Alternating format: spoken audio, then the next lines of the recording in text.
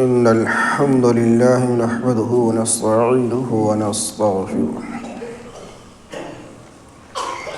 ونعوذ بالله من شرور أنفسنا ومن سيئات أعمالنا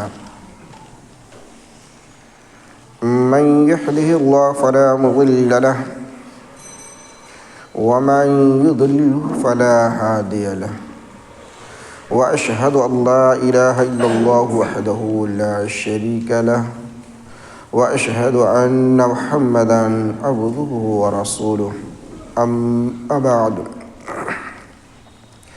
فإن خير الحديث كتاب الله وخير الهدي هدي محمد صلى الله عليه وسلم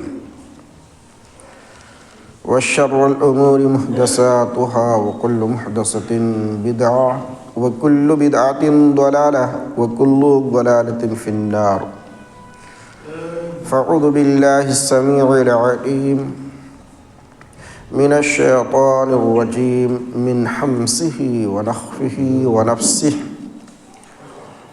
بسم الله الرحمن الرحيم قاف والقرآن المجيد بل عجبوا أن جاءهم منذر منهم فقال الكافرون هذا شيء عجيب أإذا متنا وكنا ترابا ذلك رجع بعيد قد علمنا ما تنقص الأرض منهم وعندنا كتاب حفيظ بل كذبوا بالحق لما جاءهم فهم في أمر مريج أفلم ينظروا إلى السماء فوقهم كيف بنيناها وزيناها وما لها من فروج والأرض مددناها والكين فيها رواسي وأنبتنا فيها من كل زوج بهيج تبصرة وذكرى لكل عبد منيب ونزلنا من السماء ماء مباركا فأنبتنا به جنات وحب الحصيد والنخل باسقات لها طلع نضيد رزقا للعباد يحيين به بلدة ميتا كذلك الخروج كذبت قبلهم قوم نوح وأصحاب الرس وثمود وعاد وفرعون وإخوان لوط وأصحاب الأيكة وقوم طباع كل كذب الرسل فحق وعيد أفعين بالخلق الأول بل هم في لبس من خلق جديد بسم الله الرحمن الرحيم يا أيها الذين آمنوا اتقوا الله حق تقاته ولا تموتن إلا وأنتم مسلمون يا أيها الناس اتقوا ربكم الذي خلقكم من نفس واحدة وخلق منها زوجها وبث منهما رجالا كثيرا ونساء واتقوا الله الذي تساءلون به والأرحام إن الله كان عليكم رقيبا يا أيها الذين آمنوا اتقوا الله وقولوا قولا سديدا يصلح لكم أعمالكم ويغفر لكم ذنوبكم ومن يطع الله ورسوله فقد فاز فوزا عظيما كتب عليكم القتال وهو كره لكم وعسى أن تكرهوا شيئا وهو خير لكم وعسى أن تحبوا شيئا وهو شر لكم والله أعلم لا يعلمون إنا فتحنا لك فتحا مبينا تمام قسم تعریفات وحدہ لا شریک خالق کائنات مالک ارض السماء کے لیے ہیں،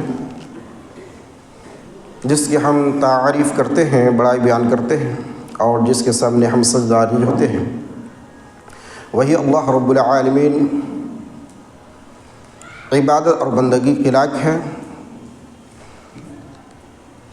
اور میں گواہی دیتا ہوں کہ محمد صلی اللہ علیہ وسلم اللہ کے بندے اور اس کے رسول ہیں۔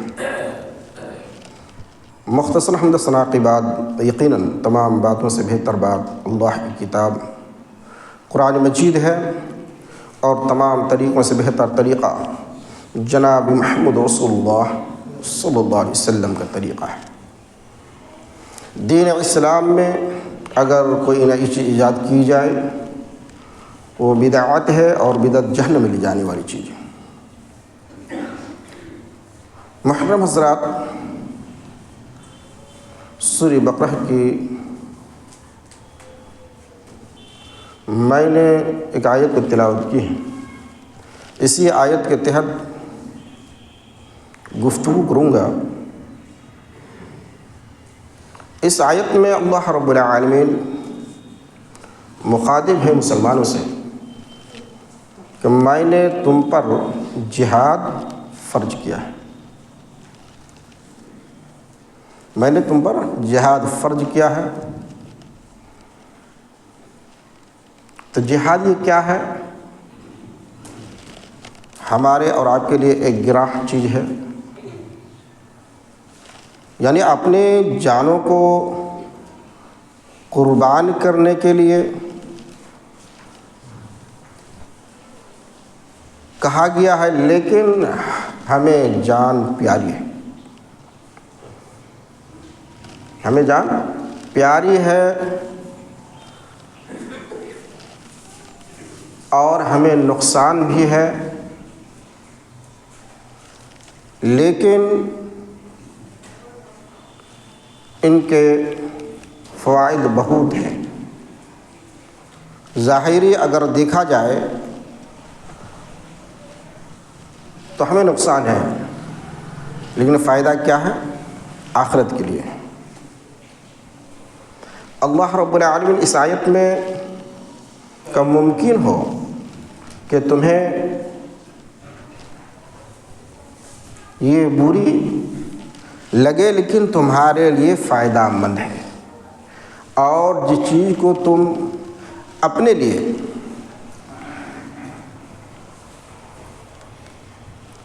بھلا اچھی سمجھ رہے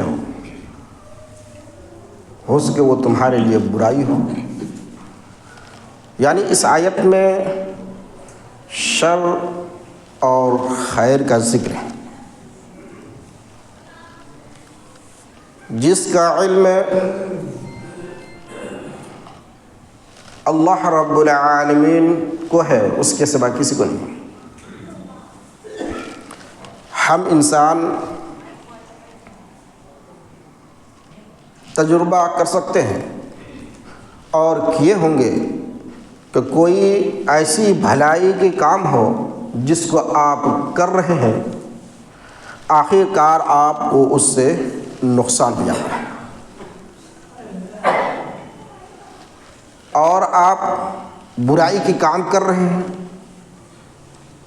لیکن کبھی کبھی ایسا ہوتا ہے کہ اس برائی کی کام کرتے ہوئے اللہ رب العالمین اس سے نجات بھی دے دیتا ہے۔ اس لیے اللہ کے علاوہ کسی کو اس کا علم نہیں ہے۔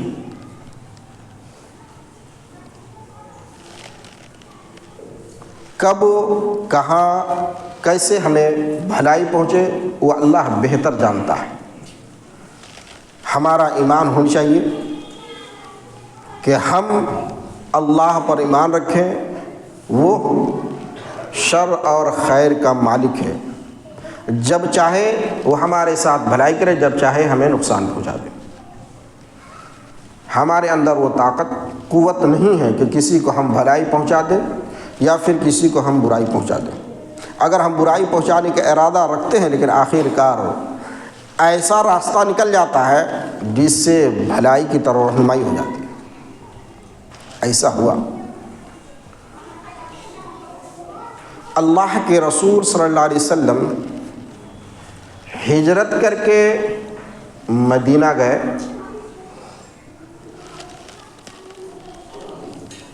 وہاں پہنچنے کے بعد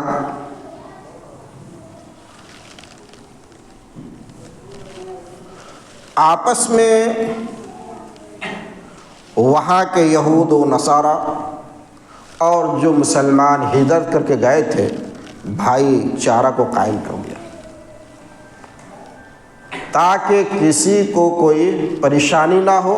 پھر اگر کوئی ایذا پہنچانے کے لیے چاہے باہر سے تو سب مل کر کے ہم اس سے مقابلہ کریں گے۔ سب سے پہلے کام اللہ کے رسول صلی اللہ علیہ وسلم نے یہی کیا۔ لیکن مدینہ میں 3 قبیلے کے لوگ رہتے تھے،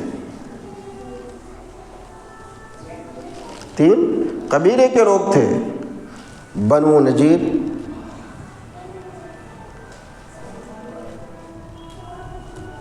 بنو قنیقہ،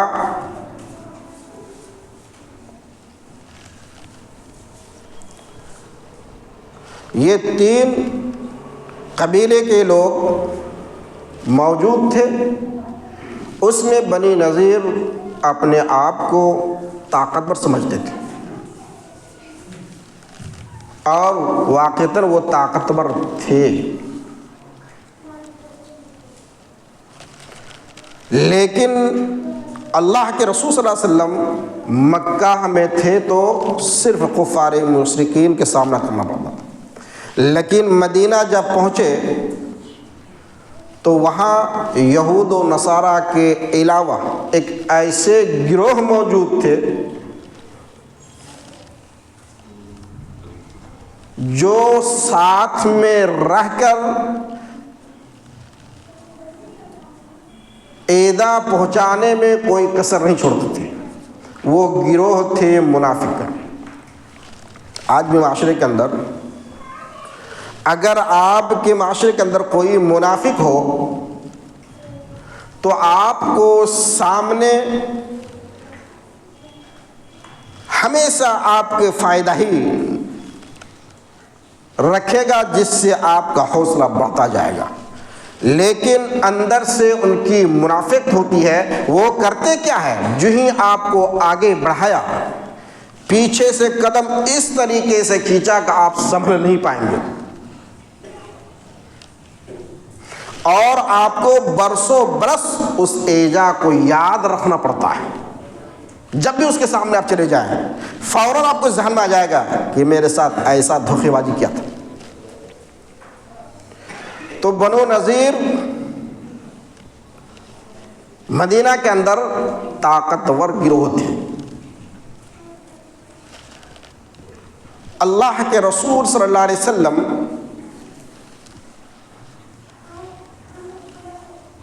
جب ان میں بھائی چارہ کرا دیے تو منافق ہمیشہ موقع کے تلاش میں رہتے تھے، کب موقع مل جائے اس میں اس کے پیچھے پروپیگنڈا کیا جائے، ایجا پہنچایا جائے۔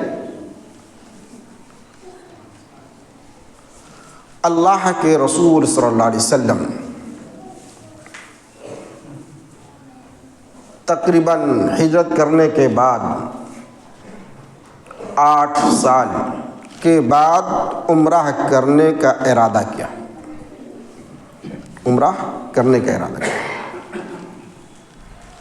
اور آپ نے اعلان کر دیا کہ عمرہ کرنے کے لیے مکہ جائیں گے۔ تو تقریباً 1400 صحابہ کرام جمع ہو گئے آپ کے ساتھ عمرہ کرنے کے لیے۔ آپ وہاں سے نکلے، مکہ کے قریب پہنچے، مکہ والوں کو پتہ چلا، آپ کو راستے میں روک دیا، آپ کو راستے میں روک دیا حدیبیہ جگہ کے پاس۔ اس کے بعد اللہ کے رسول صلی اللہ علیہ وسلم حضرت عثمان رضی اللہ عنہ کو مکہ بھیجے تاکہ کوئی راستہ نکل جائے اور عمرہ ہم لوگ کر لیں گے۔ حضرت عثمان رضی اللہ مکہ گئے، وہاں کے بڑے بڑے رئیس لوگوں سے ملاقات کی۔ اس کے درمیان منافقوں نے لوگوں میں افواہ پھیلا دی کہ عثمان غنی رضی اللہ عنہ کو مکہ میں قتل کر دیا گیا، قتل کر دیا۔ کون؟ منافق جو ساتھ میں رہتے، وہ تو موقع کی تلاش میں ہمیشہ رہتے ہیں، جب بھی موقع مل جائے وہ اپنا کام کر گزرتے ہیں۔ منافقوں نے یہ لوگوں کے سامنے رکھا کہ عثمان غنی رضی اللہ عنہ کو قتل کر دیا۔ اللہ کے رسول صلی اللہ علیہ وسلم نے فوراً لوگوں کو باعث کرنے لگے جہاد کے لیے، بیعت رضوان۔ لیکن حضرت عثمان رضی اللہ عنہ کو قتل نہیں کیا تھا، پھر واپس آئے۔ آنے کے بعد آپس میں گفتگو شروع ہوئی صلح کرنے کی۔ کفار مشرکین نے 4 شرطیں رکھی۔ ایک پہلا شرط کہ آپ اس سال واپس چلے جائیں، اگلا سال آ کر آپ عمرہ کریں۔ اللہ کے رسول صلی اللہ علیہ وسلم نے اس شرط کو مان لیا۔ دوسری شرط کفار مشرکین نے جو رکھی یہ کہ ہمارے اور آپ کے درمیان 10 سال کے لیے لڑائی کو بند کر دیا جائے۔ اللہ کے رسول صلی اللہ علیہ وسلم اس بات کو بھی مان لیا۔ اللہ کے رسول اس بات کو بھی مان لیا۔ تیسری شرط کہ آپ کے ساتھ جو قبیلہ چاہے آپ کے ساتھ آ جائے، جو قبیلہ چاہے میرا ساتھ آ جائے، اس میں کسی طرح کی کوئی روک ٹوک نہیں ہوگا۔ اللہ کے رسول صلی اللہ علیہ وسلم یہ بھی مان لیے۔ چوتھی شرط کفار مشرکین نے رکھی کہ جو بھی مکہ سے مسلمان ہجرت کر کے مدینہ آئیں گے اس کو آپ کو واپس کرنا پڑے گا، اور جو مدینہ سے مکہ آئیں گے پناہ لینے کے لیے میں اس کو واپس نہیں کروں گا، میں اس کو واپس نہیں کروں گا۔ یہ شرط کفار مشرکین۔ حضرت عمر رضی اللہ عنہ گھبرا گئے، یہ کیا شرط ہے؟ اللہ کے رسول صلی اللہ علیہ وسلم کے پاس گئے۔ عمر رضی اللہ عنہ کہا اللہ کے رسول صلی اللہ علیہ وسلم یہ تو چاروں کو جو شرط رکھی گئی یہ میرے خلاف ہے، اور چوتھی شرط اور خلاف ہے۔ اس کے بعد حضرت ابو بکر رضی اللہ عنہ کے پاس پہنچے۔ عمر رضی اللہ عنہ گھبرائے گئے۔ حضرت ابو بکر رضی اللہ عنہ نے کہا یہ جو شرط رکھی گئی ہے یہ ہمارے انا کے خلاف ہے۔ اللہ کے رسول صلی اللہ علیہ وسلم نے فرمایا کہ عمر یہ ہمارے لیے فتح ہے، یہ میرے لیے فتح ہے کہ اللہ کے رسول صلی اللہ علیہ وسلم ظاہری ہمیں نظر آ رہا کہ ہمارے لیے نقصان دہ ہے، اور آپ کہتے ہیں فتح ہے کہ ہاں اللہ تعالیٰ اللہ کے رسول صلی اللہ علیہ وسلم کو رسوا نہیں کرے گا، یہ میرے لیے فتح ہے۔ اور اسی وقت قرآن کی آیت اتری سورہ فتح ہے، اِنَّا فَتَحْنَا لَكَ فَتْحًا مُبِينًا۔ حضرت عمر رضی اللہ کے سامنے اللہ کے رسول صلی اللہ علیہ وسلم جب آیت پڑھی تو حضرت عمر رضی اللہ عنہ خاموش ہو گئے۔ اب یہاں شر میں خیر اور خیر میں شر کے معاملہ ہے۔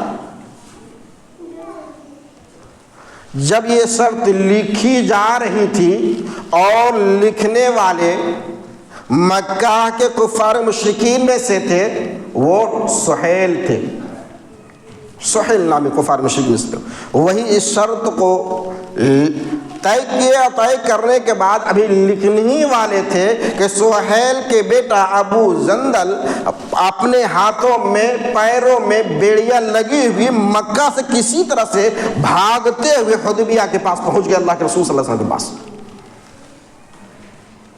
اللہ کے رسول صلی اللہ علیہ وسلم نے دیکھا ان کے بدن میں لالے پڑے ہوئے، اتنے کفار مشرکین نے پٹائی کی تھی مکہ کے اندر، ان کے باوجود وہ بھاگ کر آئے۔ اللہ کے رسول صلی اللہ علیہ وسلم حضرت سہیل سے پوچھا کہ اے سہیل اس کے لیے کم از کم رخصتی دے دو، یہ کہ مدینہ چلے جائے۔ کہا بھی شرط صرف طے ہوئی ہے، لکھی نہیں گئی ہے، اور آپ نے بات کو گھمانا شروع کر دیے۔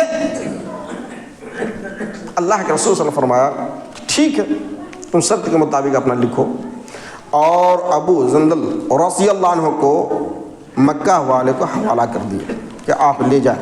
اندازہ کیجئے یہ کٹے ہوئے پر نمک چھڑکنے کے کام ہوا۔ بڑا مشکل سے تو مکہ سے بھاگ کر کے پہنچے تھے اللہ کے رسول صلی اللہ علیہ وسلم کے پاس، صحابہ کرام کے پاس، لیکن شرط کے مطابق اللہ کے رسول صلی اللہ علیہ وسلم نے فوراً واپس کر دیا۔ واپس چلے گئے.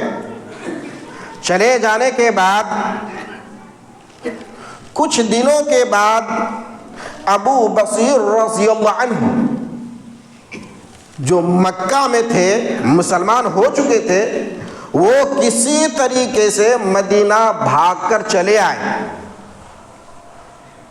مدینہ آنے کے بعد اس کے پیچھے 2 شخص آئے اللہ کے رسول صلی اللہ علیہ وسلم کے پاس مدینہ، اور آنے کے بعد کہا جو شرط لکھی گئی ہے اس شرط کے مطابق اسے واپس کر دیا جائے. آج تو کتنے شرط ہم ایک دوسرے سے کرتے ہیں، وعدہ کرتے ہیں اور وعدہ خلافی کرتے ہیں. وعدہ خلافی کرنا یہ بھی منافقوں کی علامت ہے. اللہ کے رسول صلی اللہ علیہ وسلم کہا جو شرط لکھی گئی ہے میں اس پہ عمل کروں گا، مجھے اللہ پر ایمان ہے. آپ ابو بصیر کو لے کر چلے جائیں.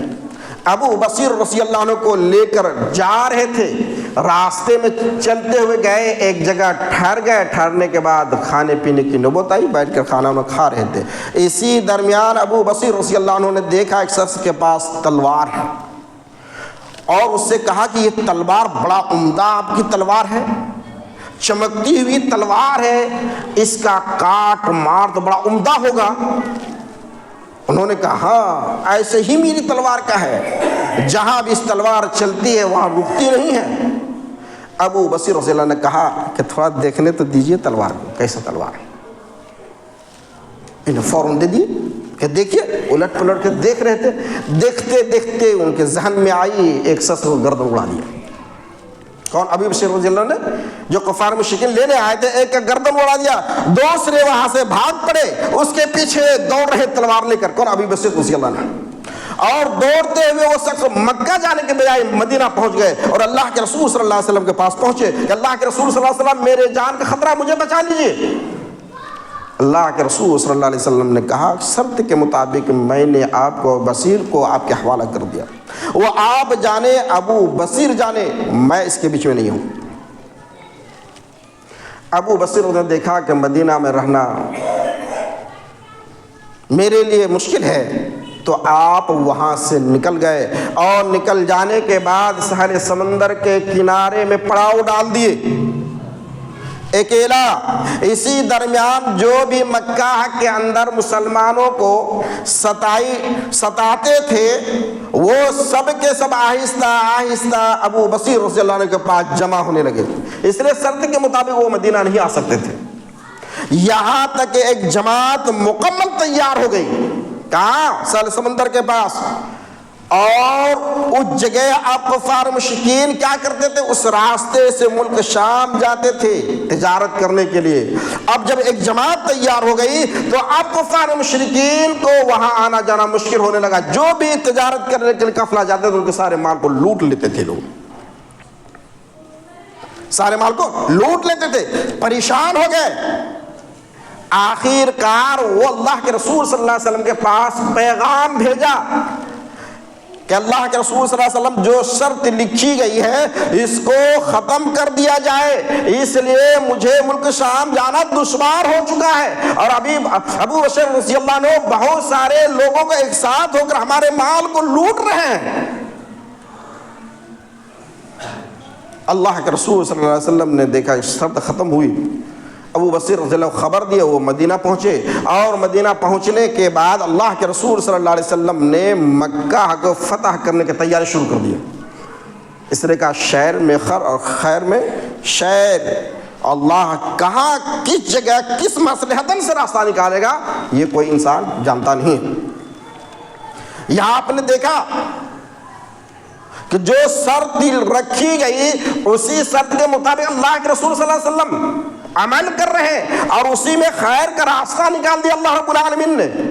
کہ جو شرط لکھی گئی تو اس شرط کو توڑ دیا. توڑنے والا کون ہے؟ کفار مشرکین. لکھنے والا کفار مشرکین ہے، توڑنے والا وہی ہے. اللہ کے رسول صلی اللہ علیہ وسلم فتح کے ارادہ کیے، اور رمضان کے مہینے میں 8 ہجری کو مکہ کو بھی فتح کر لیا. مکہ بھی فتح ہو گیا 8 ہجری میں. تو اللہ رب العالمین جہاں سے چاہتا ہے انسان کو نفع پہنچا دے اور جہاں چاہے اسے نقصان پہنچا دے، یہ ہمارے اور آپ کی بس کی بات نہیں ہے۔ اس لیے اللہ رب العالمین اس آیت میں اشارہ کر دیا، جس چیز کو تم بری سمجھ رہے ہو سکے تمہارے لیے فائدہ مند ہو، اور جو تم سوچ رہے ہو میرے لیے فائدہ مند ہے وہ تمہارے لیے بری ہو۔ اس لیے اللہ رب العالمین اس کا بہتر جانتا ہے کہاں کس کے ساتھ بھلائی ہوگی، کہاں برائی ہوگی۔ تو منافقوں کو معاملہ رہا، منافق نے ہمیشہ جب مدینہ آئے تو منافق ہمیشہ اپنے ذہنوں میں یہی بٹھائے ہوئے رہتے تھے کہ کب مسلمانوں کو ایذا پہنچایا جائے، حالانکہ وہ نماز میں اگلی صف میں رہتے تھے، نماز میں اگلی صف میں رہتے تھے۔ اللہ کے رسول صلی اللہ علیہ وسلم ممبر پر چڑھتے تھے تو منافق کھڑے ہو کر کہتے بھی تھے کہ اللہ کے رسول ہیں، اللہ کے نبی ہیں، جو کہتے ہیں اس پہ عمل کرو، لیکن موقع مل جائے تو فوراً وہ اس موقع کو جانے نہیں دیتے تھے۔ جیسے انصار اور مہاجرین میں پانی پلانے کے لیے بچوں میں تکرار ہوئی پانی پلانے کی جگہ پر، تو اس وقت بھی منافق نے چھوڑا نہیں ہے، کہا یہ مہاجرین جس کو میں نے پناہ دیا ہے آج ہمارے بچوں کو مارتا ہے، اور آگے چل کر ہمارے ساتھ یہ کیا کرے گا، ہمیں چاہیے کہ فوراً اس کو مدینہ سے نکال دیا جائے۔ اللہ کے رسول صلی اللہ علیہ وسلم خبر ملی، دوڑتے ہوئے آئے، دونوں لڑ گئے تھے، دونوں گروہ سامنے ہو گئے تھے، انصار اور مہاجرین کے دونوں تلوار لے کھڑے ہو گئے تھے۔ اللہ کے رسول صلی اللہ علیہ وسلم آیا اور پوچھنے کے بعد پتہ چلا کہ ایسے ایسے معاملہ ہے، کہا میرے رہتے ہوئے تم دونوں نے تلوار کیسے نکال دی؟ کہ اللہ کے رسول عبداللہ بن ابی منافق نے ایسے ایسے کہا تھا جس کی وجہ سے دونوں طرف سے تلوار نکل گئی۔ کہ منافق کو یہ کردار ہوتا ہے، کہیں تھوڑا سا موقع مل جائے اس میں تھوڑا سا مٹی تیل ڈال کر اور جلا دیا جائے تاکہ وہ تباہ برباد ہو جائے۔ ایسے منافقوں سے ہمیشہ ہوشیار رہنا چاہیے۔ اس لیے منافقوں کا تذکرہ قرآن کے اندر، حدیث کے اندر موجود ہے، ہم کیسے بچیں گے اس کا تذکرہ قرآن کے اندر موجود ہے، حدیث کے اندر موجود ہے۔ تو ایسے چال اگر کسی کے اندر ہے تو اس کے بچنے کے لیے میں نے اگلے جمعے بتایا تھا کہ اہل عیال کو آگاہ کر دینی چاہیے، یہ ایسا شخص انسان ہے۔ بہرحال تو اللہ رب العالمین نے مکہ فتح ہوئی، اور کس وقت کتنے شرط کفار مشرکین رکھے تھے؟ 4 شرط رکھے، اور چاروں کے چاروں مسلمانوں کے خلاف شرط تھا، لیکن ان کے ساتھ ان شرط کو خلاف ہونے کے باوجود اللہ رب العالمین نے اس میں راستہ نکال دیا۔ تو میں نے کہا بنو نذیر بہت طاقتور تھے مدینہ کے اندر، اللہ کے رسول صلی اللہ علیہ وسلم نے کہا میں اس سے جہاد کروں گا۔ کیوں؟ ان کے قبیلے میں اللہ کے رسول صلی اللہ علیہ وسلم بیٹھے ہوئے تھے، ان لوگوں نے ارادہ پکا کر لیا کہ اللہ کے رسول صلی اللہ علیہ وسلم کو آج سر کو قلم کر دیں گے۔ جبرائیل علیہ السلام نے اللہ کے رسول صلی اللہ علیہ وسلم کو آ کے بتایا کہ آپ کو یہاں قتل کرنے کی تیاری ہے، آپ یہاں سے نکل جائے۔ فوراً وہاں سے نکلے اور مدینہ چلے آئے۔ اس کے بعد اللہ کے رسول صلی اللہ علیہ وسلم بنی نذیر کو خبر دیے کہ میں تمہارے اوپر چڑھائی کرنے کے لیے آ رہا ہوں، میں تم سے لڑوں گا۔ بنو نذیر کو حمایتی مل گیا منافقوں کا، یہودیوں کا اور کفار مشرکین کا۔ انہوں نے کہا ہم آپ کو بچاؤ کریں گے، آپ ڈٹ جائیے، جس کا تذکرہ سورہ حشر کے اندر موجود ہے۔ وہ ڈٹ گئے، وہ ایک کیلے میں بند ہو گئے، کیلے کے اندر ایسے درخت لگائے ہوئے تھے کھجور کے کہ لوگ آسانی کے ساتھ اندر داخل نہیں ہو سکتے تھے، ایسے وہ بنا کے کیلے کے اندر رکھے ہوئے تھے۔ لیکن اللہ تعالیٰ نے، اللہ کے رسول صلی اللہ علیہ وسلم حکم دیا کہ اسے گھیرا بندی کر لیا جائے۔ مسلسل گھیرا بندی کرنے کے بعد اندر جو سورہ حشر کے اندر تذکرہ ہے کہ اللہ رب العالمین نے اس کے ذہنوں میں یہ ڈال دیا کہ نہ کفار مشرکین تمہیں بچائے گا، نہ منافقین بچائے گا، نہ مدینہ کی یہودی بچا پائیں گے، تم گھیرا بندی میں ہو۔ تو انہوں نے کیا کرنا شروع کیا؟ درختوں کو کاٹنے لگے، اپنے گھروں کو توڑنے لگے، ڈھانے لگے، اور ایک شرط لکھ کر بھیجا کہ مجھے کم از کم اتنی موقع دے دی جائے کہ اٹھنیوں پر ہم اپنے مالوں کو جتنا ہو سکے لے کر ہم یہاں سے ہجرت کر جائیں، یہاں سے خالی کر دیں، ملک شام کی طرف چلے جائیں۔ اللہ کے رسول صلی اللہ علیہ وسلم کا جتنے تم لے سکتے ہو مال لے کر کے نکلو۔ فوراً وہ اپنے اٹھنیوں پر مال لے کر کے ملک شام کی طرف چلے گئے، اور ان کے قلعہ بندی، ان کی کھجور کے درخت، ان کے سارے حفاظتی سامان سارے کے دھرے رہ گئے۔ تو اللہ نے راستہ نکال دیا۔ تو ہمیں صبر کے ساتھ اللہ پر بھروسہ رکھنی چاہیے ہمیشہ، ہر حال میں، چاہے ہم پریشانی عالم میں یا خوشی کے وقت میں ہو، ہر وقت اللہ پر ہمیں توکل اور بھروسہ ہونی چاہیے۔ اگر بھروسہ توکل ہے پھر اللہ اس میں راستہ کچھ نہ کچھ نکال ہی دیتا ہے۔ یہیں پر اپنے خود ختم کرتا ہوں۔ اللہ سے دعا ہماری رات ہم تمام مسلمانوں کو کتاب اللہ اور سنت رسول اللہ کے مطابق عمل کرنے کی توفیق عطا فرمائے۔ اللہ سے دعا ہماری ہم تمام مسلمانوں کو 5 وقت نماز پڑھنے کی توفیق عطا فرمائے۔ وآخر دعوانا الحمدللہ رب العالمین وما الیہ البلاغ۔